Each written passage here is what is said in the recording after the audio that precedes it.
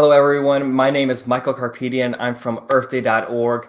Welcome to today's Earth Day Live. And today we are going to be talking about gaming for good and also Katoa, which is the video game you just saw, is going to be available this Saturday, this Earth Day, April 22nd. Be sure to check it out. Today we have an amazing panel with us. We have a lot to discuss. So without further ado, let's just jump into it. First, Victoria, I want to ask you a question. You are the co-founder and CEO of Sankari Studios. Can you tell us a little bit about your background and also tell us about Katoa?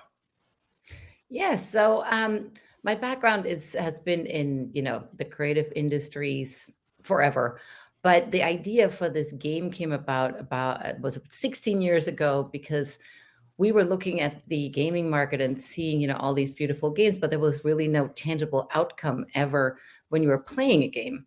So the idea for Katoa came at that point, and we were really excited to build something that gave people not only a fun game to play, but that included giving agency while you're playing a game. So 4 years ago, we were able to assemble an amazing team. We are now days from global launch, which is super exciting.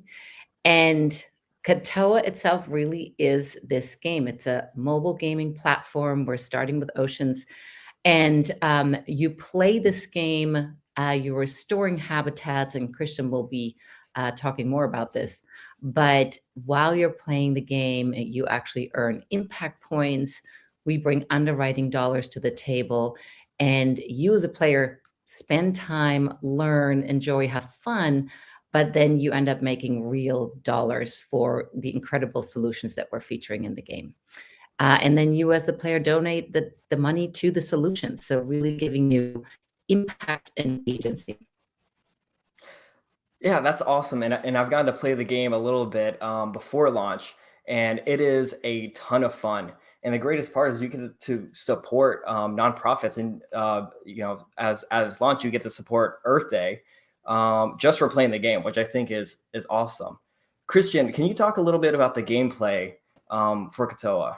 Sure. Yeah, I'd love to talk about the gameplay. So when we set out to design Katoa, we knew we were going to be tackling oceans first, right? There's definitely no lack of areas for conservation efforts, but oceans was what we wanted to do. And one of the challenges was trying to get people to sort of care about a body of water, but what they will care about are the things that live in that water. So everything in Katoa is based around, we call our fauna, and those are your fish friends, your creatures.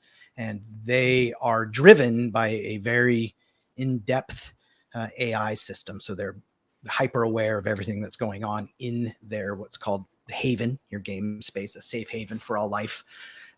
They're aware of everything that's going on. They're aware of things that have gone on. They're aware of who's around them. So, your job is to go to these real world locations. You start in the Great Barrier Reef, and you start reclaiming these areas bit by bit. So it is a casual, we say it's a social life sim, not dissimilar from some farming games, got a little Animal Crossing DNA thrown in there.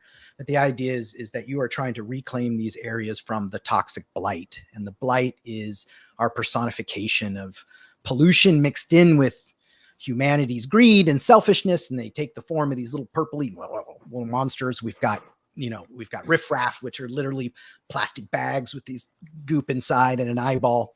And your job is to empower these fauna that you acquire through beacons of hope. And as you expand out your havens, you can plant more flora. These flora produce resources that the fauna need in order to survive, thrive, and fight the blight. And then secondarily, once you have a thriving haven, you can then send groups of fauna out on like strike teams on missions to other areas in the ocean to tackle things like illegal fishing in the Antarctic, or helping clean up an oil spill in Israel, right? So they will go off, they come back, they bring you resources. So that's your sort of questing loop. And as you eventually expand out, your areas get bigger and bigger and bigger and more vibrant. You can hold more and more fauna, and then you start moving to other areas around the globe. We have almost 10 different unique areas planned out. You start with a handful of them that you unlock as you progress. And then finally, last thing with the fauna is they all have stories to tell. So all of the fauna, when they are generated, they're given a personality. So they're actually given a personality type. So they're all unique. Everyone's going to have different fauna aside from your cast members, right? Your Chewie, your parrotfish, the pre-created characters that help you along early on. But they come in and they all have stories to talk about their experiences in the ocean. And what's really powerful about that is we call it secret learning at Sankari. So it is actual facts, but wrapped up in meaningful emotional conversations, right? So, you meet a sea turtle and baby sea turtle comes in and she's discombobulated and lost. And she says, she got separated from her brothers and sisters on the surf, at night, and she's hungry and she smelled the seagrass and here she is. And it's just this nice, compelling piece of narrative. But what you just learned secretly right there is turtles can smell seagrass from up to 2 miles away in the ocean. Young baby turtles do get lost in the sand. So we are constantly peppering in education in that point that brings awareness to the things that are happening to the oceans, but through the eyes and the mouths of some creature that's living it personally, right? So we personalize it. We turn it into a meaningful story, and it builds relationships with your fauna, right? So you grow with them, and the things they say change as it moves along. It's really it's like having a living, breathing environment. We really do try to make that connection of you've got this virtual world, but there's a one-to-one connection with a real piece of water out there somewhere. Yeah, and I think that's awesome about the game is the fact that these educational pieces are used as a narrative, which makes the gameplay really, really compelling. Shane, can you tell us a little bit about your background at Archrock and how you use how gaming and education go together? Absolutely. So yes. Hi, everyone. I'm Shane from the Adrian Arch Rockefeller Foundation Resilience Center. I'm here on the panel as sort of an outside perspective, you could say. Our organization is focused and is pledged to reach 1 billion people around climate resilience and specifically actionable and measurable climate resilient solutions. So gaming is one of the ways in which we're reaching people about these topics and building community resilience to the impacts of climate change. So there are 3 billion people around the world who play video games every day. And these players aren't just passively consuming this media, they're here actively engaging. And that's why we believe that games can be such a powerful way to reach people. And Katoa is such an amazing example of that. Thank you for that. Yeah. In terms of gaming and education, Hanno, can you tell us a little bit about your experience with gaming for good? Yeah, thank you, and hi everyone. Yeah, I think gaming for good is a great area to invest in a very growing industry right now. There are several interesting aspects of it. One is gaming as an audience is a very interesting and a big industry right now. There's already 3.7 billion people that are playing games. The industry, like money-wise, is like $100 billion already today, and it's growing significantly. So you have a big audience that you can address with social causes and education around climate change.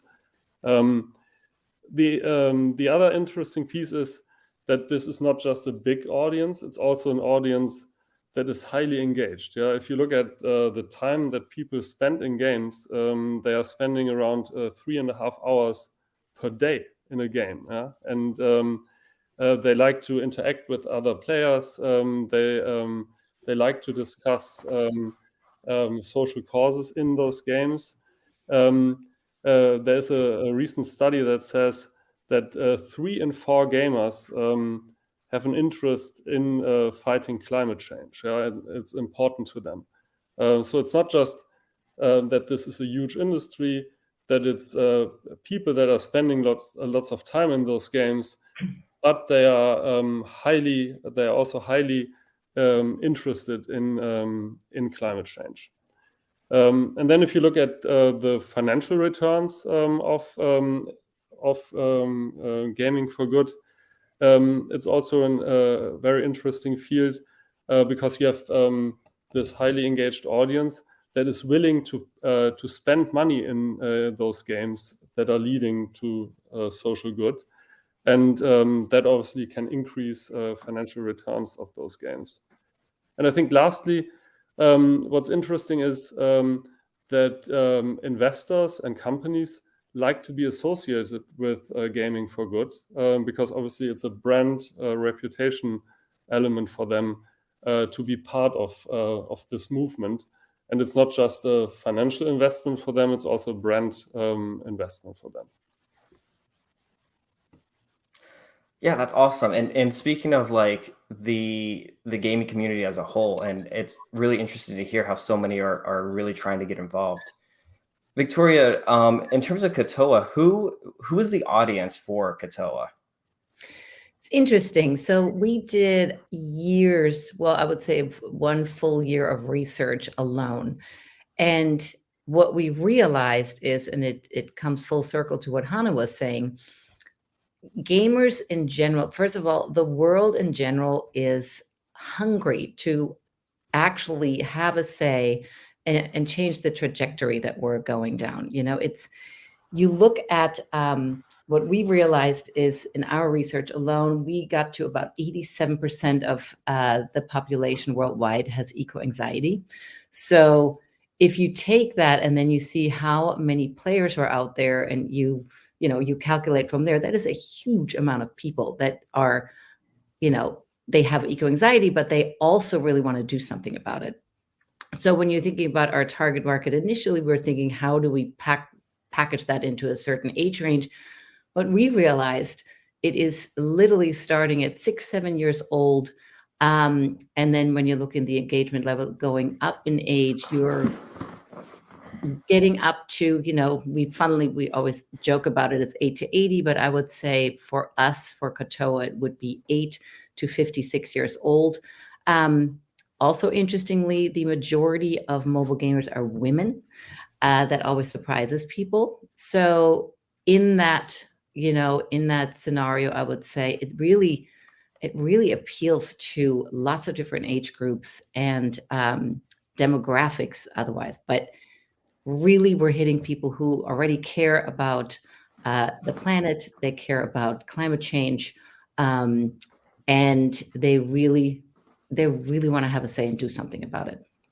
I want to point out that Katoa means everyone in Maori, and one of the things Victoria is trying to say is that we did the legwork here. Let's build the personas. Let's interview. Let's figure out who these target markets are. You do that in any reasonable, intelligent game development.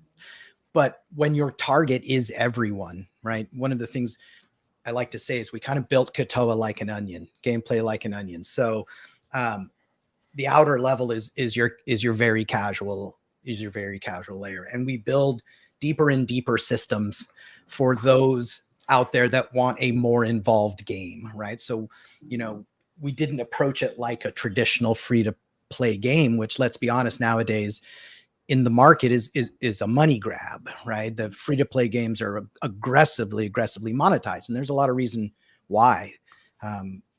But Katoa is uniquely positioned because of what we're doing in our sponsorship and our subsidization and our subsidies and what we're doing, that we don't have to be as aggressive in our monetization. I like to call it gentle monetization.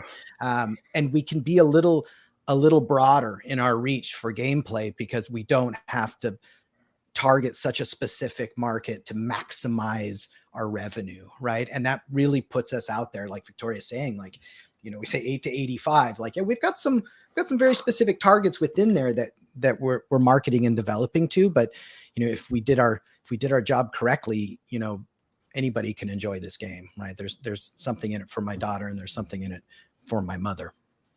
And we've seen it during testing too. It's been really appealing to everyone, which made us very happy because we really want people to, to have a say and get engaged. Yeah, we were surprised. We do constant tests throughout the last 3 years of developing the game. And at certain points, we'll put it into the hands of some of these target personas that we've built. These people that were like, these are people who want to play the game. And 3 or 4 of these kind of broad groups. And the women that Victoria's talking about that tend to really be attracted to some of these types of casual games, we really got the numbers that we were expecting. What was surprising is as we developed the game, we got more and more acceptance from what in the industry is called mid-core gamers. And that is generally the people that aren't the hardcore, but they play a lot of games. They do tend to trend a little more male. They're a little younger, and anywhere from the 20s to mid 30s. And what was really surprising was the ramp up of adoption by this group. And what that told us was the onion, at least some of those layers of that onion was working. So it was really a pleasant surprise. Yeah, that's cool. And Victoria, you brought up the point about eco anxiety, and in terms of everyone being able to play this game, because traditionally you view video games as, and Christian, I know you have a long history in developing video games, but video games are usually used as escapism. So what's really cool about Katoa is that it has that piece of escapism for it, but also the feeling of doing good. Shane, you've worked a lot with using education inside of gaming. How do you see gaming in terms of this correlation between gaming as escapism versus gaming as education versus gaming for good? How can gaming be used in these many different areas? Mm-hmm. Yeah, so just to give everyone a sense of my background, I come from the education space, and specifically educational games, using Minecraft education to engage students around things like the UN sustainability goals, sustainable development goals, as well as coding, as well as other STEM topics. So often people see entertainment and education as 2 ends of a spectrum, whereas really effective learning is engagement. Students are learning when they're engaged. So games, in my view, are the perfect tool for teaching students about these topics, because students are already engaged on these platforms. All we have to do is make entertaining games educational. Yeah, I mean, I think Shane is exactly right. And it speaks to the power of gaming. One of the things we always say at Sankari is people are at their best when they're at play. And, we're in a place where the world isn't on the surface at its best right now. I don't think people are generally being the best they can be. But when they get and they start playing together and playing for something, the best of everybody comes out. And like Shane says, it's across the board, whether you're talking about marketing, whether you're talking about education. If you can get somebody involved, somebody being interactive with something, the ability for them to remember it and to really consume it in a meaningful way is exponentially grown. And nothing from a user experience standpoint does that better than games, right? Like it all comes back to the secret learning stuff. I could totally see Katoa in a classroom, right? You could have kids having a haven, much like my son, who was very much into education version of Minecraft, right? He had whole classes about it, and it was fantastic. And I won't lie, it's part of the inspiration for us saying this is a doable thing. But you could put Katoa in a classroom and have everybody learning about the issues that are affecting the Antarctic and affecting Great Barrier Reef and other areas. and them not even know it. And that's the crazy thing, right? It's, you have to balance, because as soon as people feel like they're being preached at, that's when they turn off, right? But like Shane said, I think that gaming is so capable of producing that. What you were saying, Michael, I think I think you could have them both. I think you can have escapism, and you can have education, and you can have fulfillment in a game. They're not mutually exclusive, you know. There's times when I will lose track of time in a game. Sometimes it's Katoa, where it's like, whoa, you know, 45 minutes just went by, and I thought I was just going to knock off some checklist items and harvest some flora and be gone. And next thing I know, I've gotten into some conversations with some fish, and they told me to go talk to this other fish. And I'm like, oh, it's 45 minutes, right? So I think the power of education and awareness through gaming can't be underestimated. And Yeah. Chris, go ahead, Shane. One other thing that I can speak to is just there are different levels of learning. There's a learning of an awareness of different topics and situations, and then there's a learning of the deeper systems level understanding of what's happening. And games as systems in and of themselves are really effective in allowing players to learn through trial and error all of the deeper ways in which things are interconnected, which to me makes them a perfect platform for communicating about the climate crisis. Yeah. Yeah. Yeah. I want to build on that, Shane, because what gets us really excited as well is how we connect the dots between having fun, between learning, but then also between the real world positive outcomes and the tangible, you know, positive ripple effect that our players can affect. And that is super exciting. You know, you can have fun, but then you walk away from your game and you realize you've just been responsible for planting a hectare of seagrass with your fellow players, or saved a penguin or a sea turtle. And how cool is that? Right. I mean, that's like part of the secret sauce, really, of Katoa. This idea of, you know, Victoria's talking about, of like really bridging that gap of you're playing and you're doing. And there's so many other things out there, and, you know, I'm not going to detract from them, but it's like, well, you know, I'm going to just donate a portion of my shipping or whatever to this, or I'm going to, you know, I'm going to pay $1.25 to offset my carbon for this box I got. It's well intended, but most people are skeptical to begin with, but also they're like, they don't see a tangible result in front of them. And the way that Katoa is built is, like Victoria is saying, is you could play for a while, get your sort of in-game traditional dopamine hit of like, oh my God, I just expanded my haven. I've got more fauna. Oh my God, on my little meter here, I finally just crossed a thing that I built a single penguin enclosure. Okay, there's 10,000 of these penguins that need enclosures. Like, one of them I just did by playing this game. Like, you see a little meter and a little penguin, right? Like, I've saved a penguin. And that's powerful.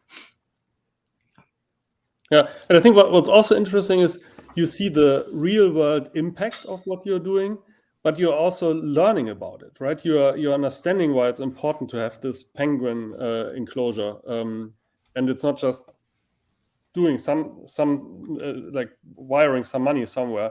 You see the impact and you understand why it's important. And I think another aspect that I really like about the game is that it is a mobile game. Yeah, we talked about like more involved settings, like using it as part of education in a school, for example. But the nice thing about a mobile game is that you can play it while you are commuting, while you're waiting somewhere.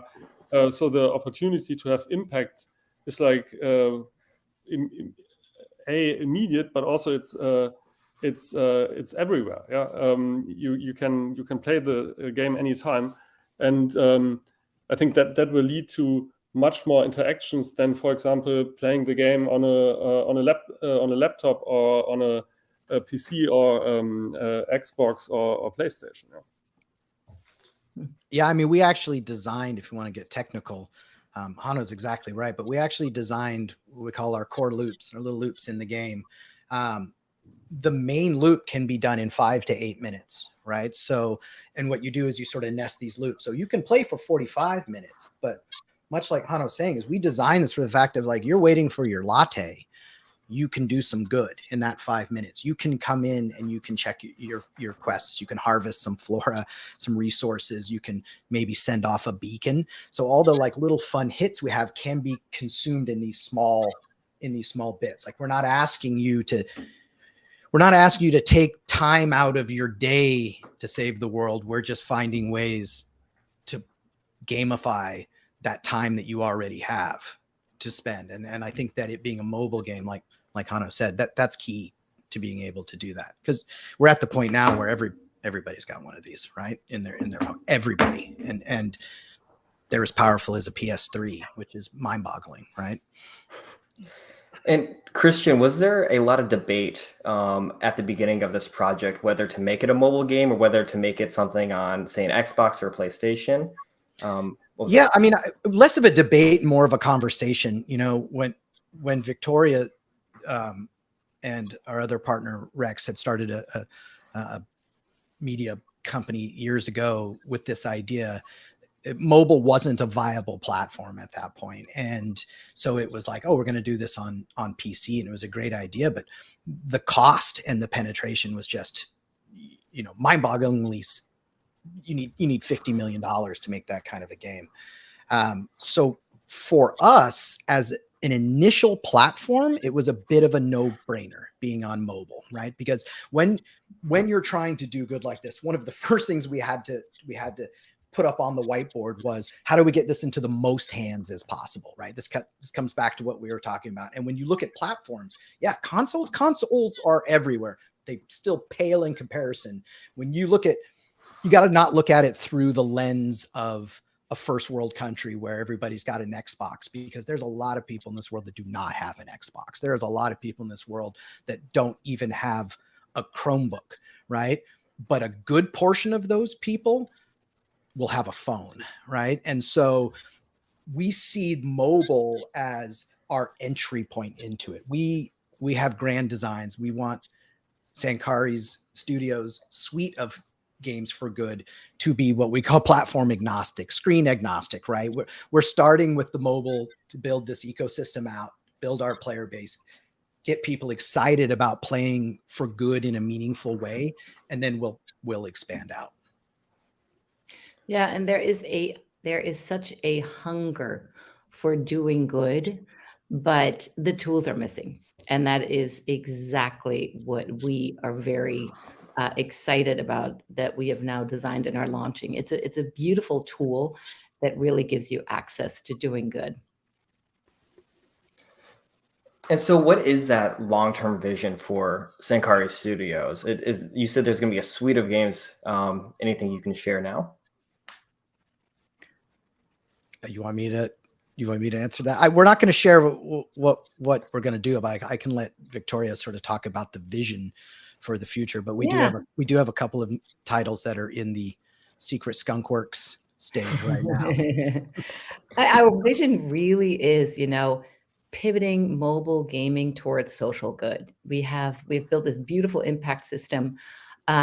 With this impact system, we can apply that to what Christian is not going to share yet, a lot of other really interesting games that are in the pipeline and that we have already started designing. But why not really harness this incredible, this universe of the power of the universe of, I'm always thinking the universe of gamers and this incredible number of people and time spent, 120 billion hours a year is spent on gaming.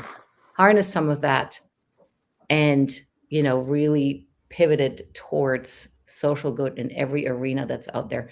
There are so many problems we have to solve. And what we've also realized in our research, people are so, they're so frustrated about not being able to do a lot in the world or change trajectories. So it's exciting to think about, really focusing on what can we do? What can we do? And let's go do it. And let's educate people about the issues via a game and then give them the tool to have tangible impact. I will say, Michael, one of the long-term goals along the lines of what Victoria's saying is, we said we wanted to get games into as many hands as possible. And, Katoa is a flagship product that is going to prove out our Sankari's impact system. I won't go too much detail about that, but that impact system is what we're talking about, the thing that takes percentages of your in-app purchases. It can also monetize your gameplay, take your guardian level, like we're doing for Earth Day, right? When the Katoa community gets to 10 million guardian level, there's going to be a cash donation. So again, just by playing the game, you're generating that money. That system, one of the things we've started this year is taking that technology and doing what's called an SDK form, but basically making it a package that can be plugged into other games. Because the other thing, besides democratizing giving and gaming, we want to bring in, there's so many other developers out there with great little games that are not harnessing good and could be, right? And so, looking forward, Sankari Studios would like to open its arms and really lean into being a publisher, right? And knowing, I always kind of say around the office, our goal is to be Devolver for good. And if anyone's familiar with Devolver, they're an indie publisher and they've got a really great quality level. And you know what you're going to get with a Devolver game, but it's broad, right? They've got such a huge catalog of these games. And if we can take that and bring those people into our ecosystem and take these games that are being made now, not even just games we're making, bring them under our umbrella and energize them to drive this impact and awareness, the reach just gets broader and broader. Wow, I love your guys' energy. You guys got me pumped on this. And Christian, I can feel it like radiating off of you. I do have a question because I know you've been a developer for a long time. Can you tell us a little bit about but your background, and then also how the culture of gaming has kind of shifted? Because even now, even considering gaming being something for education or good is drastically different than the way I experienced it when I was a kid. Yeah. I always hate that question, Michael, because it's gonna make me super old. I have been doing games now for over 25 years. My first game company was started with a couple of friends from MIT, and they had given me a call and said, "Hey, we just got some money from Virgin Interactive to make a video game for this new game system that Sony's coming out with next year called the PlayStation, and we need a third partner who can handle art and design." And that was 92, 93. And from there on, I never looked back. I stayed in gaming straight through. I ended up starting another company called Treyarch that was acquired by Activision back in 97, 98. I was one of the franchise directors for Call of Duty. I basically built the console teams for Call of Duty. I ran the Marvel franchise for Activision. We did the Spider-Man games, as well as a couple of Marvel Secret War games. We did Ultimate Spider-Man. I left there and started another game company and worked with Sony to develop their Move, which was their kind of Wii knockoff, their physical input device, which was a ton of fun. Got to work directly with hardware R&D in Japan. Then I stepped away and I stepped into mobile. I went over to Google to work with John Hanke to start Niantic, which did Ingress and Pokemon Go. And it was actually Victoria and our other partner, Simon, that brought me back in. I had moved into running an agency that took gaming and helped global brands connect in a more meaningful manner with their customers through interaction, right, through gaming. And they came to me and said, this is something you're going to want to do. This is something you're going to want to bookend your game career with, which brought me to Sankari. As far as where it's gone, wow, I had 25 years to look at it, and I will tell you, as an industry, I have never seen an industry evolve as quickly. You can look back in time, and you won't find another industry that evolved as fast in 20 years than gaming did. And, when it started, when 12 of us could put a box on the shelf at Toys R Us, back when there was a Toys R Us, for a console game is mind-boggling. My last Call of Duty team was 250 people. Okay. That's where that went in a span of 10 years, less than 10 years. As far as the culture of gaming, that's a little bit layered. I will say the most notable thing I like to say is that people talk about, like, oh, are you a gamer? Like a gamer, like as a demographic. I don't think it's a demographic anymore. We're all gamers at this point. Everything has been gamified in the things we do, right? So everybody is a gamer at this point. If you want to dig in a little deeper, I think some of the issues with some of the larger AAA and the console games and the market now is with that kind of growth. Also, now there's a lot of money to be made, and anytime there's a lot of money to be made, your game starts to be looked at as a product, right? And it goes through it starts being looked at as the same thing as, potentially some shampoo or anything like that. And I think that is a disservice to the power of what games can do. And technology has now come around that, if you're reasonably talented and you have a few $1,000s of a laptop and a free Unity license, you can make a game, and you can put that game up on the store, right? And I think that that's powerful, and I think that's the difference, right? Like I don't think I would ever go back to the EA, Activision, AAA console world, because I don't think that's not where the power of gaming lies anymore. And so it's an exciting time now. An exciting time if you're an auteur and you're interested in making games. I would actually say, from a technology standpoint, this is a great time to jump in and make games. That's awesome. And then speaking of, like, getting people to be able to make games, Shane, I know you work a lot on this. What can game developers now that are up and coming do to get involved with gaming for good? Yeah. I have to give a shout out to Arnaud Fayol, who's one of the thought leaders in this space. He's done a lot of work in identifying what are actions game developers can take to get involved with climate resilience and building climate resilience into games. And really what he's found is that there's something that everyone from every discipline in games can do, from artists to engineers to writers.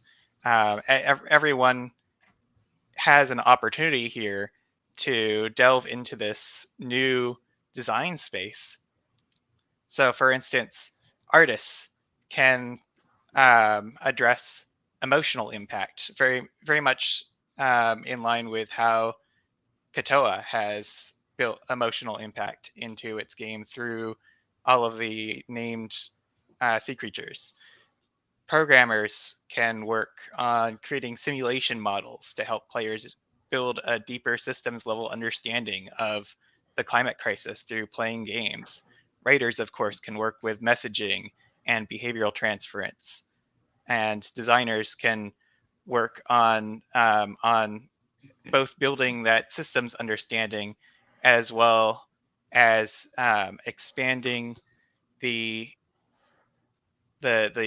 message of the game. So there's something that everyone is able to do. I love that. And Hano, I want to kind of direct this next question towards you. As a long-term entrepreneur, and keeping in mind, like, that question that Christian brought up about, video games becoming a product and that being a kind of a disservice to the art, where do you see the video game developer, like, market going in terms of balancing this entrepreneurial side and this creative side versus this it becoming a product? Yeah, I think it's a very interesting question. If you look at the market like 15 years ago, as Christian said, the entry barrier to produce a game was way higher. Yeah, so you had to invest a lot upfront to bring a game out in the market, and that has changed significantly now. Gaming teams are becoming smaller and smaller, and the entry barrier to release a game is a lot lower. So the initial investment amount is lower. So the big spend or the big cost item that you have when you look at the at your P&L is basically bringing the game out into the hands of the players. So marketing, user acquisition spend, and that has significantly changed. Yeah. So this is the biggest item now, and because there are so many games, also the competition around getting it out into the hands of people has become harder. But once someone has installed a game, it's possible that you have a player that will retain and play the game for a long time. If you look at the game Candy Crush, for example, it's now in the market for like 11 years, has more than, I think, 6,000 levels. And people that started playing the game, a lot of them are in those 1,000s of levels. And I think that's really exciting. Also exciting for Katoa, that we can get players to start playing the game, and then we can create more and more different worlds for them to engage with oceans and other parts of climate change. And we can even bring current events to them. Yeah, like think about an oil spill that can happen, that can be a theme in the game, and people can help clean up that oil spill. And I think that makes it really interesting now that entry barrier is low. You have to get the game out into the hands of the players, but once you have it, there's so much opportunity to create new worlds, to personalize the game, and make it very relevant to current events for the player. I love that part you brought up about the current events. Victoria, how do you find different organizations to partner with, and what's the process behind that?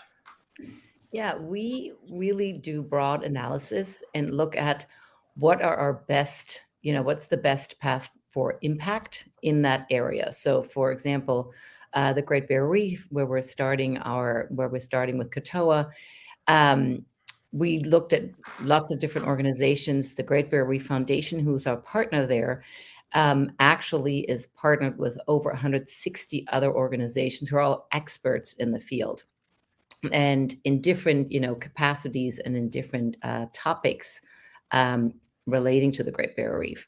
But it is truly remarkable when you start doing the analysis. We're not trying to reinvent the wheel on who is doing what. It is truly the experts are out there.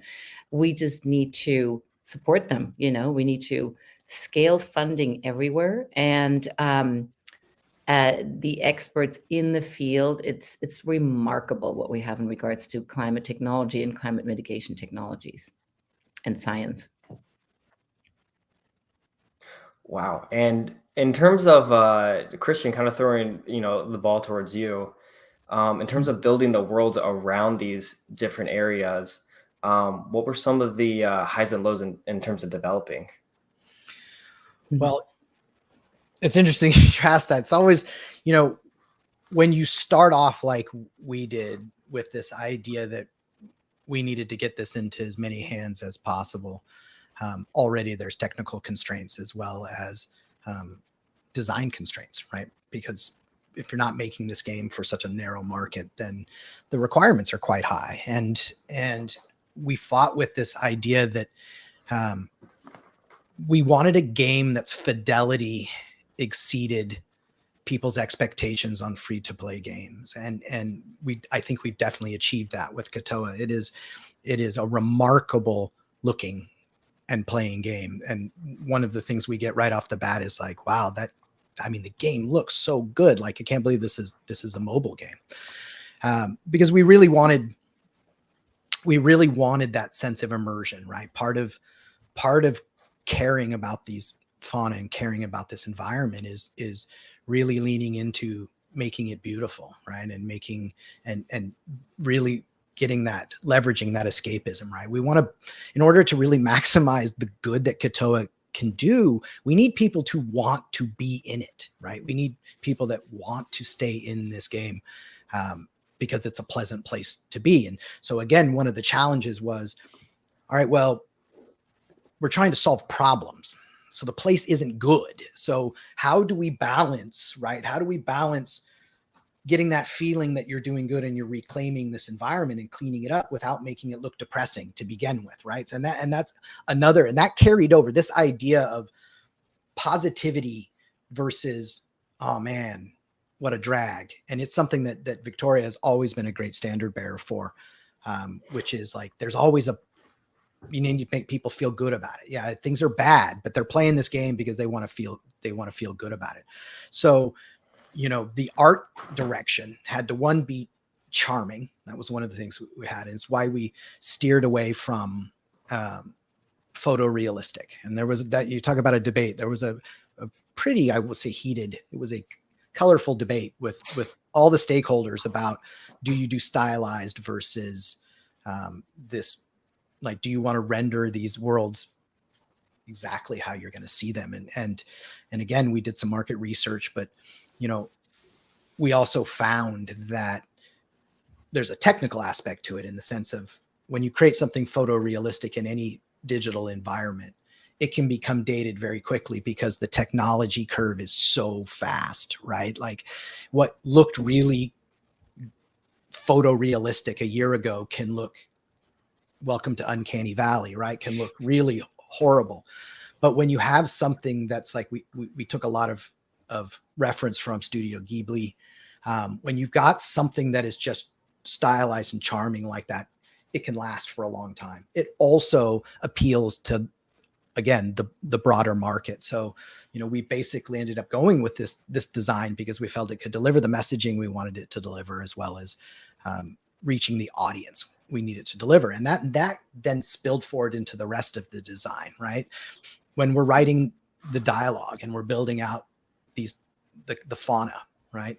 Again, the challenge is, how do we communicate the severity of the situation, but also make it engaging and not preachy, right? So already you had those up against you, and Simon and his writing team toiled endlessly, the dialogue and the rewrites on that to make it feel good. Same thing when it comes to the blight, right? We know you need an enemy, and we can't, I'm sure on this live, I won't point out any particular corporations that are villainous, but I wanted to put their logos everywhere on stuff, and people are like, no, you can't do that. So, we created the blight to sort of personify that. And then that challenge came around, right? Like, they're purple. We want them to be cute, not so cute that you want to root for them, because they're the little black chunk in the microwave at the end of Time Bandits. They're pure evil, but they still need to fit into that charming world. And so all of that was a really delicate balance, and even into gameplay, right? Like, is the gameplay encouraging enough that you feel comfortable and you want to be in it, while we can't downplay the severity of what it is you're solving, right? So that balance of making it fun, making you want to be here, but not devaluing or taking away from the seriousness of those issues that you're finding, that was the biggest, it was doing this constantly, doing development. Yeah. And to be honest, we'll still be fighting that and working with that balance as we do updates, as we create new content. We still are finding our way, because it's a narrow path to navigate. Yeah. And then just adding to that and just building on that, what really is remarkable though is you see, how do you frame this data, this depressing data? Actually, if you're saying, oh, 90% of X is dying, very sad, very depressing, you kind of just want to put your head in the sand. But if you say, okay, in order to save the last 10% of, and the penguin example, we're partnered with Saving Penguins, great example, we're saving the last 1% of South African penguins. And that is super doable with X amount of money, X amount of time. It's actually $1 million. You are saving the last 1%. How great is that? You can put people on that goal and they're very inspired, and actually this goal is very incentivizing. So it's reframing of data too, and really showing the can do. Yeah. I mean, I think that's a very eloquent way of getting to my long-winded answer, right? Is don't focus on the 90%, focus on the 10% that you can save. And I think that's a great analogy. Yeah, and I love that. Well, it's always those two spectrums, right? People want to be able to do something. This is something we've touched on a lot in this panel. Is like people want to do something, but oftentimes the messaging they get is overwhelming, and it's overwhelmingly negative. And so thinking about creating these characters, which something I do love about the game is like you said, it's charming, right? And there's also a piece of musicality to it, which which I really like. Whenever you're fighting the blight, those little pieces of musicality, I found that really, really, really great. But yeah, it's finding those ways to be able to make change without being overwhelmed by the negative side of it. And Shane, you worked a lot in talking about building this community resilience to climate change. Have you seen gaming be an outlet for this? Absolutely. Just one thing that really opened my eyes was at the Game Developers Conference this year. There were so many talks and roundtables and the like centered on sustainability and climate change and climate resilience. Last year's GDC 2022, only a couple. So this is a rapidly growing space, and there's a lot of game developers who are really passionate about this. And so our organization is focused on what blockers are these developers who are very passionate, who are idea champions, what blockers are they encountering, and how can we empower them to be able to build the games that they want to see out in the world, such as Katoa. How can we really amplify this so we can have games appealing to all people from all walks of life, to help them understand how to keep their community safe in the coming climate impacts and in the impacts that we're feeling in the present day. Yeah, I like that. And before the stream started, we were kind of joking around about Ready Player One. So creating a future that is an outdoors, and a future that is livable, but without turning completely into the escapism piece of it. I think that's great. And we do have a few questions in the chat. Amy asks, is the gaming industry as a whole following Sincari Studios' lead? I saw that. It made me chuckle. You know what, Amy? I wish, and I probably not yet, but here's the Victoria-esque positive spin on this. Is the bottom line is that the zeitgeist is now for this, and what Shane was saying about how there's all these breakout sessions about that. That's in response to the fact that consumers want this now. Consumers are demanding this now. And so I'm going to take the business side of it, in that I think the gaming industry, the larger side of the game, when I talk about the gaming industry, I'm talking about the power movers, the big publishers. They're driven by stock prices and money. And so I do think they're going to follow our lead, because it is going to be profitable for them to follow our lead. And their player base is going to aggressively start demanding this type of games and this type of interaction. So I do think it's inevitable that they will have to follow our lead. And also one thing I can speak to as well is within these larger game studios, often we're seeing that it only takes a couple of folks who are really passionate about these issues to be idea champions, to start creating change within the organization, to create games centered on climate change and create these games for good. So it's something that we've seen at Xbox and with Fortnite and with all of these AAA games, that it really, if you can find a few folks who are really passionate about this and give them the right resources, they can really do a lot of good in these spaces. Yeah. I wanted to add one data point to what Christian was just saying around the market demand for this kind of gaming for good.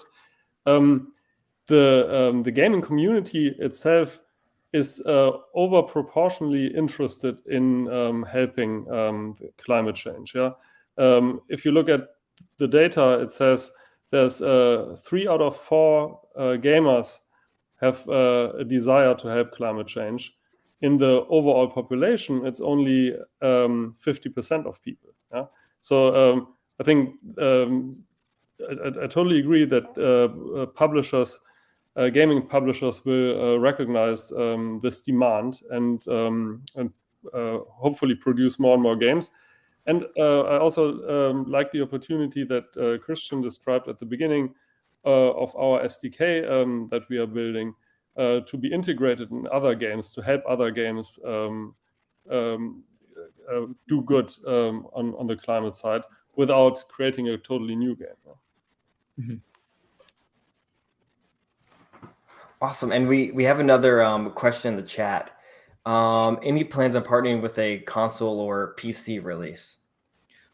Like I said, not this year, but we definitely are going to be screen agnostic. You know, I think that we want our games to be on every possible screen. So it for sure at some point there will be a presence on PCs and consoles. Absolutely. Awesome. And another question just popped in. Does your game have somewhere to see how close to the goal the overall community is at the moment? Yes. Yes, absolutely. That's part of the fun and the incentives that you can actually band together, but also see, you know, what you have achieved monetarily, and then what the community has achieved. So yes and yes. Right. When you very specifically, when you choose an initiative in Katoa to follow, you're presented with 3 right now at launch. You have a series of screens that you can get to from the pause menu that shows your personal impact bar, almost like a battle pass. You know, how you've generated your personal impact. You get in-game goals, but then, like Victoria's saying, you can swipe over and you can see the community as a whole, and you can see that this goal is $1 million to plant seagrass, and you can actually see where the Katoa community is on that timeline and how far they are.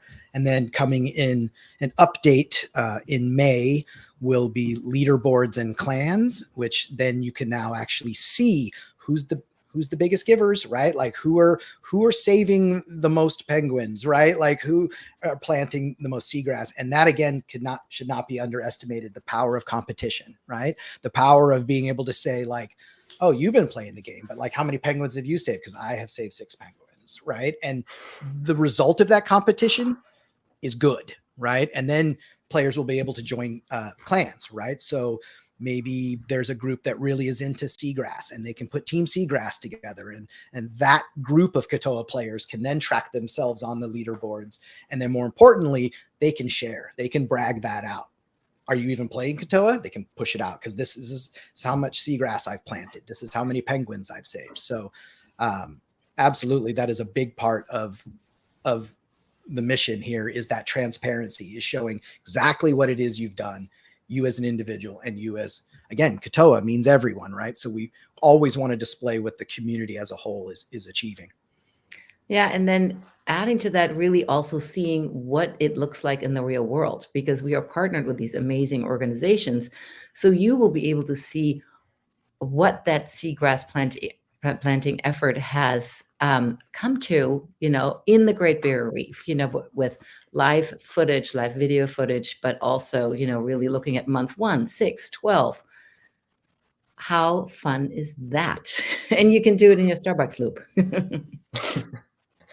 Well, that's awesome. It looks like we're coming up just on time. Victoria, can you tell us where we can pick up Katoa? Yes, on the App Store and Google Play. And it is going live on Earth Day. We are super excited to be partnered with you guys, because from the get-go, 4 years ago, we were saying you are actually one of our dream partners. Came to fruition. We're beyond excited. So yes, that's where you can download the game. And everyone needs to get their Guardian levels up, right? So Earth Day can get their donation, right? So in the community, we have all the confidence in the players out there that they're going to crush that 10 million Guardian level community goal. Awesome. I am so pumped. We are so pumped to be partnered with you guys, and everyone who's listening. Pick up Katoa. Global launch is this Saturday on Earth Day. Thank you all so much for joining this Earth Day Live. It was a great conversation, and thank you so much for being here. We are pumped to be partnering with you guys. So everyone, download Katoa. Let's get 10 million Guardian rating. Thanks, Michael. Thank you, Michael. Thanks, Michael.